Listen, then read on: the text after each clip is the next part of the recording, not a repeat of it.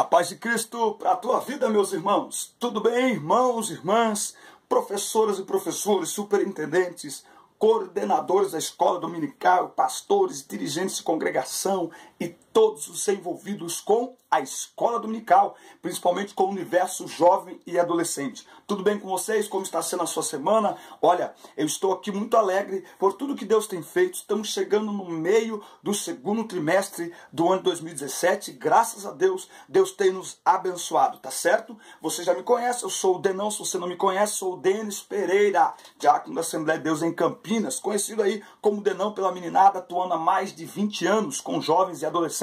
E aqui no canal Fala Denão. Você participa, você interage, você compartilha com a gente, tá certo? São mais de 180 vídeos relacionados a esse público jovem e adolescente.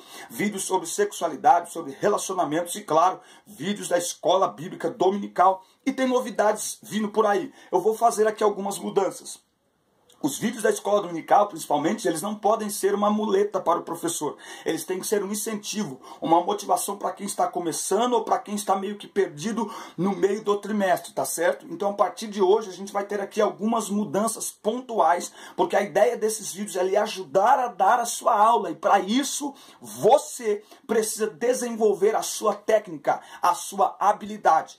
Por isso, a partir desta aula, nós vamos ter o Dica do Professor, que é um quadro rápido, onde eu vou responder perguntas de professores. Você pode mandar para mim nos comentários, ou melhor ainda, direto no WhatsApp. Sim, meu número de WhatsApp está na descrição dos vídeos, incluindo todas as minhas redes sociais. Você fala diretamente comigo, manda pergunta em vídeo. Se você mandar em vídeo, eu coloco você dentro do vídeo aqui da escola dominical, aqui na edição. Se você mandar por escrito, então eu faço aí a sua pergunta. Mas se me mandar em vídeo, tem que ser um vídeo rápido, com celular na configuração, coloca lá retrato, tá certo? Ou paisagem, enfim, sabe? Para a tela girar, e grava com o celular deitado para o seu vídeo não ficar com aquela tarja preta do lado. Tem que ficar deitada a imagem para a tela ficar inteira, tá bom? E aí você participa comigo, eu respondo a sua pergunta ou eu comento em cima do seu comentário, tá bom? Então a gente vai fazer essas mudanças para interagir melhor com os professores. Não se inscreveu ainda no canal? Meu Deus do céu, nós precisamos crescer o número de inscritos.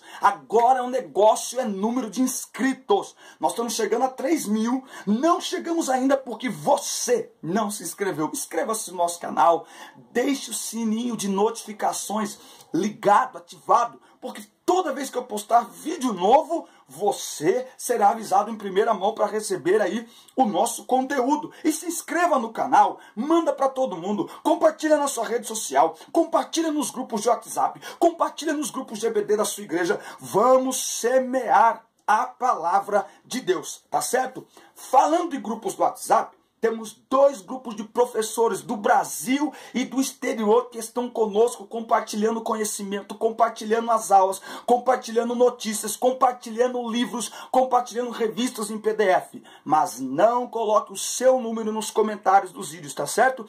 Pega o meu número que está na descrição dos vídeos e manda direto para mim, me chama direto no WhatsApp. Eu pergunto o teu nome, a cidade onde você está falando e te incluo nesses grupos de WhatsApp. Tudo bem, pessoal? Essa foi a nossa apresentação para a aula de hoje. Um grande abraço. Vamos então à aula 6 do segundo trimestre de 2017. Mas antes, roda a vinheta.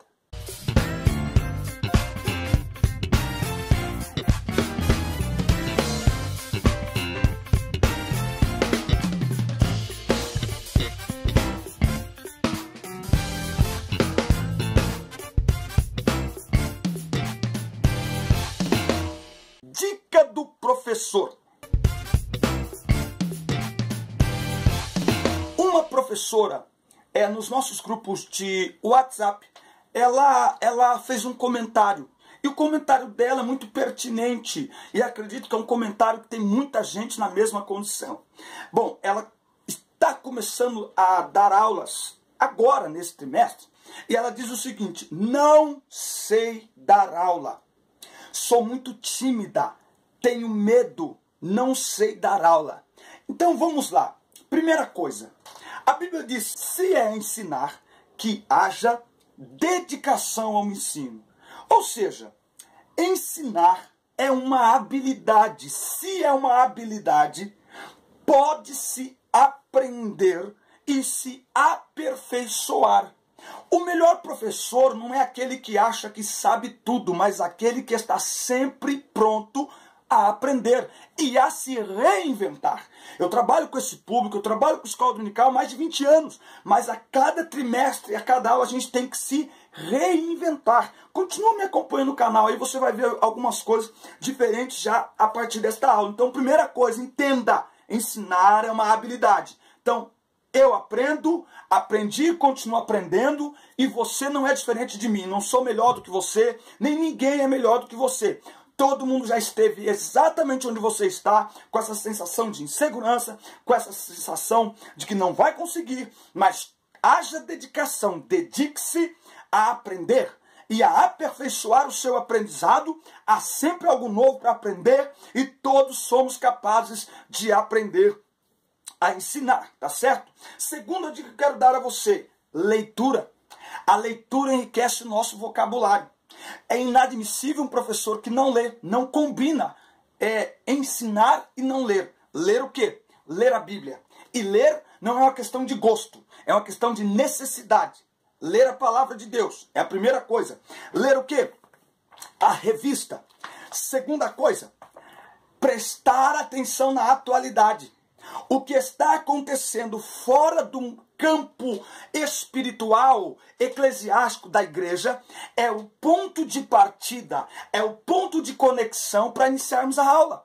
Um professor desantenado, ele pode chegar com bom conteúdo para falar, mas ele não cria uma conexão com seus alunos, de maneira que estes prestem atenção no que ele vai ensinar. Mas um professor que chega na aula, e ali nos primeiros 2 minutos, ele se mostra antenado ao que está acontecendo na atualidade, ele chama a atenção dos alunos e cria uma conexão para que o ensino da palavra de Deus encontre lugar, encontre concentração nos seus alunos. E quando ler principalmente a revista, não é no sábado à noite, não é no domingo às 6 da manhã, é no domingo à tarde. No domingo à tarde eu já dou a primeira leitura na lição do outro domingo, porque quanto antes eu ler, antes eu absorvo o conteúdo e me preparo. E por último, treinamento. Isso tem a ver com falar em público. Perder o medo de falar em público. Como? Espelho. Primeira coisa, fale para si mesmo, olhando para você, gesticule. Dentro do banheiro ou dentro do quarto, tranca a porta, só tá ali você e o espelho, você e você. Fale. E fale em voz alta. Porque o falar em voz alta muitas vezes nos ajuda a tirar aquilo que a gente pensou, mas não tem nada a ver com a aula e nem com o momento, e a reafirmar aquilo que a gente pensou, e quando a gente verbaliza, a gente tem uma ideia. Nossa, isso aqui é fantástico. Espera aí que eu vou anotar essa frase. Então, treinamento, espelho, falar em voz alta e anotação. Anote os pensamentos, anote na lição, anote num lugar à parte e continue e acredite. Você não é menor do que ninguém e nem ninguém é exclusivo. Só ele que consegue, não. Ensinar é um aprendizado, é uma habilidade. Então, todos podemos aprender, inclusive você.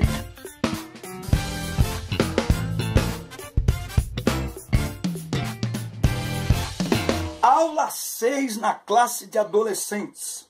Fui escolhido. O texto base está em 1 Samuel, capítulo 16, versículos de 1 a 13.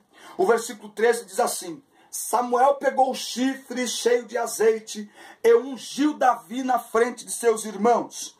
E o Espírito do Senhor dominou Davi, e daquele dia em diante ficou com ele. E Samuel voltou para Ramá. Vamos à dinâmica.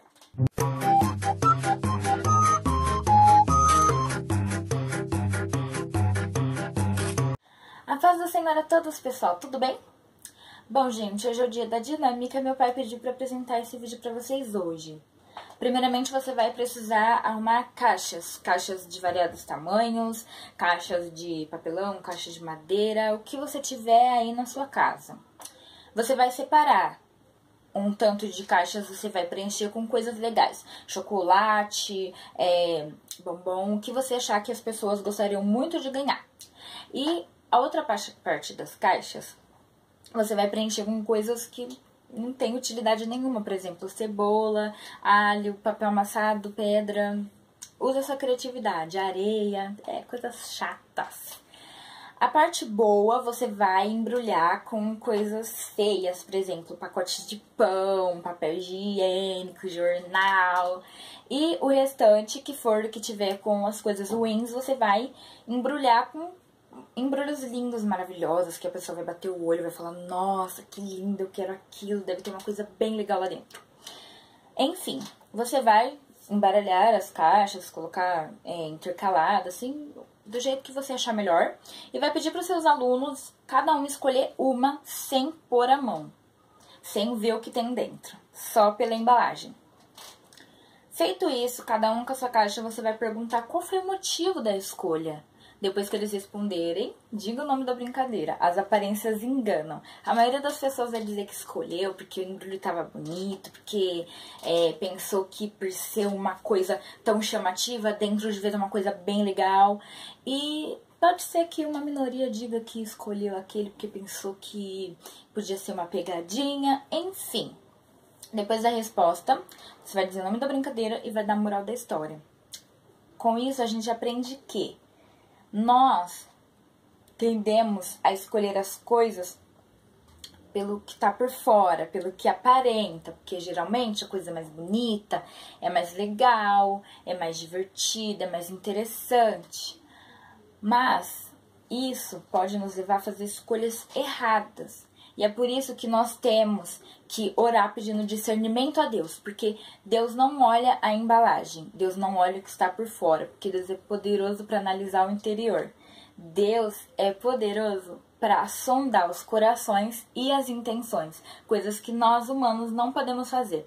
Então, antes de tomar qualquer decisão, a gente deve orar a Deus, pedir discernimento a Deus, porque é Ele que está com a nossa história nas mãos, é Ele que sabe tudo que vai acontecer no futuro e o que é melhor pra gente, e não o contrário. Então, sempre ore antes de escolher relacionamento, amizade, plano de vida, principalmente, porque às vezes você pensa um futuro pra você, mas não é nada daquilo, não tem nada a ver. Muitos relacionamentos acabam por causa disso, por escolhas erradas, porque a pessoa não ora antes, porque a pessoa não pede, não pergunta pra Deus se é realmente aquilo. Então, assim, vamos orar antes de tudo. Principalmente nós que vivemos pra Deus, vivemos pra agradar a Ele. Não vale de nada simplesmente pensar que, eu vou viver pra Deus, mas eu faço as minhas escolhas porque eu sei o que é melhor pra mim. Não, isso tá errado. Enfim, gente, espero que vocês tenham gostado. E é isso. Tchau! Gostaram aí da dinâmica? Já viram algo diferente na dinâmica? Isso aí, essa aí é a minha assistente e a minha filha também. Vamos lá. Bom, a lição começa dizendo, vamos aprender com mais essa história, que Deus, quando escolhe alguém para a sua obra, não considera a aparência, a força, a beleza, ou mesmo os conceitos humanos, ou até por que não dizer os pré-conceitos humanos. Antes, Deus olha para o coração, uma vez que somente o Senhor conhece o que há dentro de cada um de nós. Foi desse modo que ele escolheu Davi. Então você pode ver aí pela dinâmica que tanto Samuel quanto todos nós, muitas vezes escolhemos pela aparência, por aquilo que está diante dos nossos olhos. Mas Deus olha o interior. A Bíblia diz que Ele nos sonda. A Bíblia diz em Salmo 139, tu me sondas e me conheces.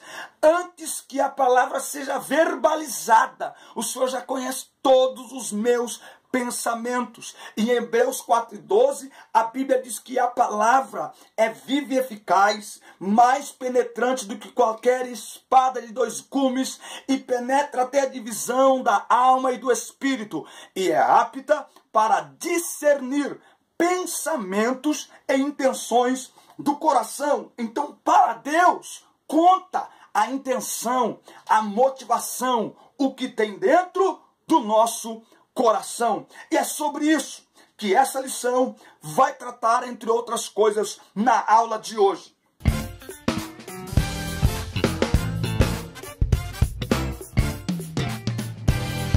A necessidade de um novo rei para Israel. O rei que estava governando Israel nesse período era Saul. Ele foi ungido pelo profeta Samuel. Em 1 Samuel, capítulo 10 e versículo 24, eu quero aqui fazer questão de ler, já pegou o bloquinho de anotações para ir marcando? 1 Samuel 10 e 24, diz assim, ó: disse Samuel a todo o povo: vedes o homem que o Senhor escolheu? Não há entre o povo nenhum semelhante a ele. Quem escolheu Saul? Deus escolheu Saul. As pessoas confundem. O erro do povo não está na escolha de Saul, mas em escolherem serem liderados por um rei e não exclusivamente por Deus. O que deixou Deus entristecido com o povo é que o povo o rejeitou. Ele diz para Samuel: Samuel, eles não rejeitaram você, eles rejeitaram a mim para que eu não reine sobre o meu povo. Então, quem escolhe Saul é Deus, tá? Entretanto, com o passar do tempo, Saul não permaneceu fiel aos preceitos de Deus. Por muitas vezes o Senhor mandava o profeta Samuel repreendê-lo, mas de nada adiantava. A Bíblia afirma que o Senhor Deus se arrependeu de ter colocado Saul como o rei de Israel. Ora, Deus se arrepende? Preste atenção. Deus não erra na escolha. É o homem que estraga tudo. A escolha divina é uma oportunidade para participarmos dos projetos de Deus. Porém, maior que o escolhido em si é a escolha e o projeto. Deus não abre mão do projeto, Deus não cancela o projeto, porque um escolhido se afasta dele, se rebela, o ignora e despreza a sua palavra. Qual que é o projeto? O que Deus disse para Abraão? Vou fazer de você uma grande nação. Qual foi a proposta? Tirar o povo do Egito, levá-los a uma terra que mana leite e mel e fazer deles uma nação. Esse é o propósito. Deus escolhe Saul para participar desse projeto. Agora, maior do que Saul é o projeto. Deus não pode dizer, bom, já que Saul se rebelou, se afastou, ignorou, desprezou, fazer o quê? Deixa Saul no trono. O projeto já era. Não. Se necessário, ele troca o escolhido, mas mantém o projeto. Deus se arrepender não significa que Deus errou na escolha. Não significa que Deus volta atrás em sua palavra, mas que ele se entristece quando aquele quem escolheu, a quem lhe deu a oportunidade de participar de um projeto maravilhoso, o abandonou. E por causa do projeto, há a necessidade de substituí-lo. E isso mostra que Deus não é um ser estático, que Deus não é um ser que não se importa com o que está acontecendo, mas que para que o projeto original seja concluído, se for necessário, ele fará concessões, ele fará mudanças, porque ele não permitirá que uma pessoa estrague os seus planos e os seus propósitos. Saul foi escolhido por Deus, como nós acabamos de ler aqui em 1 Samuel 10, 24. Mas também foi rejeitado por Deus. 1 Samuel 15 e 26. Porém Samuel lhe disse, não tornarei contigo, rejeitaste a palavra do Senhor, e ele te rejeitou para que não sejas rei sobre Israel. Deus escolheu Saul e também o rejeitou. Mas como que pode? Deus escolhe e rejeita? Rejeitou, porque Saul rejeitou a Deus. A rejeição de Deus a Saul é porque Saul rejeitou primeiro. Se tivesse permanecido fiel, ele seria bem sucedido. E aqui tem uma frase que eu queria colocar: não existe imunidade parlamentar com Deus. Ou cumprimos sua vontade, ou ele nos substitui, porque seus planos não podem ser impedidos.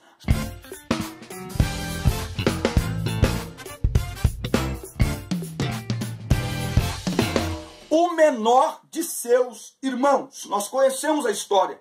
Deus manda Samuel à casa de Jessé com a ordem: enche o teu vaso de azeite, porque dentre os seus filhos, vai à casa de Jessé, porque dentre os filhos de Jessé eu escolhi um para que seja rei sobre Israel. Era dentre os filhos. Mas a Bíblia diz que quando Samuel chega, Jessé faz passar diante dele os filhos que estão na casa. Jessé tinha 8 filhos homens e ele faz passar 7.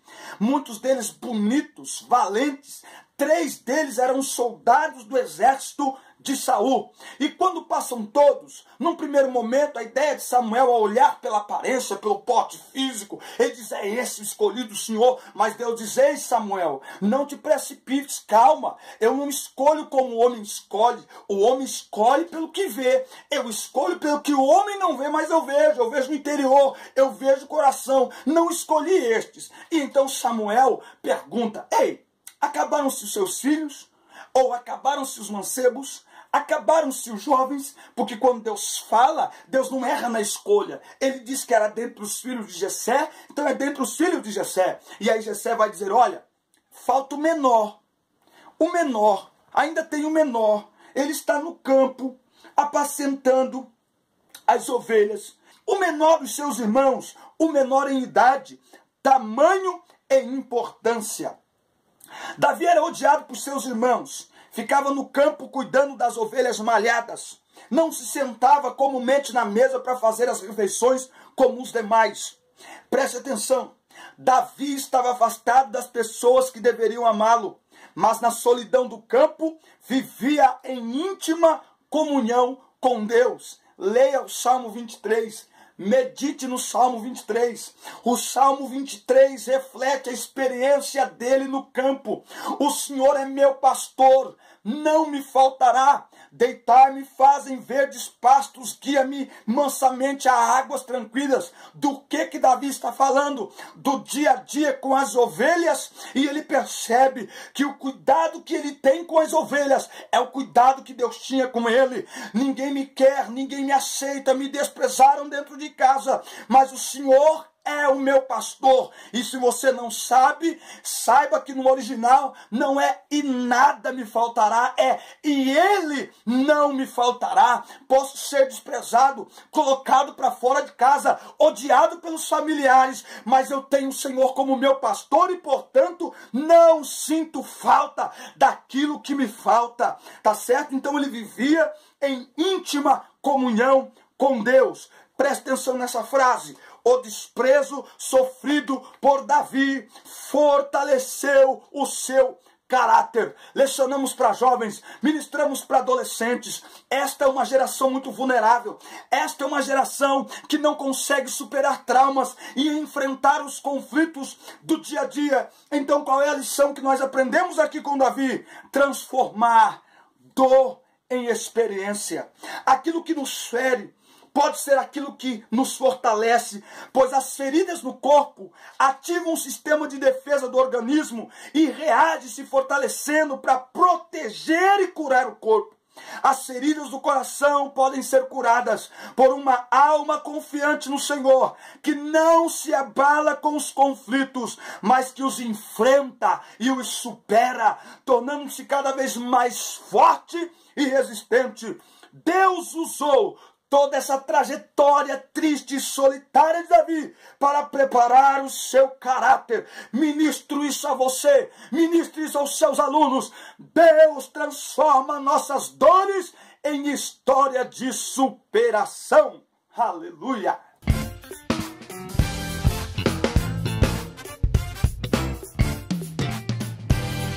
A unção de Deus na vida de Davi. Após Samuel ungir Davi, o Espírito de Deus toma conta dele, se apodera dele de tal maneira, e ele passa a ter comunhão ainda maior com Deus. Mas eu ressalto que Davi já vivia em comunhão com Deus. Certa vez Saul estava atormentado por um espírito maligno. Aí ele pede para trazer alguém que toque e que toque bem. E alguém vai dizer: olha, eu vi o filho de Jessé, o belemita, que é um homem, olha só, é um menino, mas ele é retratado como um homem. Alguém maduro, alguém que tem palavras agradáveis. E o texto termina dizendo em 1 Samuel 16, versículos 17 e 18, e o Senhor é com ele. Interessante isso. É interessante essa questão. Davi, todas as vezes que o espírito mau vinha sobre Saul, Davi tocava a harpa. Davi tocava a harpa e o rei se acalmava. A história nos lembra ainda que Davi enfrentava ursos e leões para defender suas ovelhas, aquelas mesmas ovelhas desprezíveis, desvalorizadas, mas ele as defendia com a sua própria vida. E foi dessa mesma forma que ele derrotou Golias, quando todo o exército de Saul e o próprio Saul temeram. A unção de Deus sobre a vida do jovem enchia-o de coragem e ousadia, mas ele não deixava de ser um adorador sensível e sincero que expulsava o mal ao tocar a sua harpa. Talvez a maior marca de Davi seja a sua dependência de Deus. A dependência divina nos ajuda a enfrentar todos os momentos da vida. Quando estamos bem, tudo dá certo, reconhecemos que Deus está à nossa frente. Quando as coisas ficam difíceis, confiamos que Deus também está no controle. Davi tinha habilidade com a funda e com a harpa. E foi nessas habilidades que Deus o usou para derrotar o espírito maligno e os filisteus. Preste atenção. Deus já colocou dons e talentos em nós. Não adianta ficar querendo a habilidade do outro, a unção do outro. Deus colocou habilidades em você, professor, e em cada um dos seus alunos. Ache essas habilidades em oração e dependência divina, pois é através delas que Deus realizará grandes coisas em sua vida e no meio dessa geração. E aqui fica um conselho. Nós, enquanto líderes e professores, temos a missão de ajudar nossos alunos a descobrir e treinar suas habilidades.